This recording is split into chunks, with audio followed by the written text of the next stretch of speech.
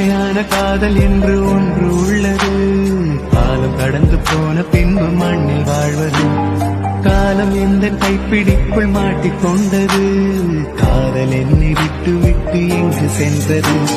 கடவுள் வந்து பூமி மீது வாழும் போதிலும் காதல் தோல்வியாகும் போது சாக தோன்றிடும். காதலின்றி பூமி மீது வாழ நேர்ந்திடும். கொஞ்ச நேரம் கூட நரகம் போல மாறிடும்.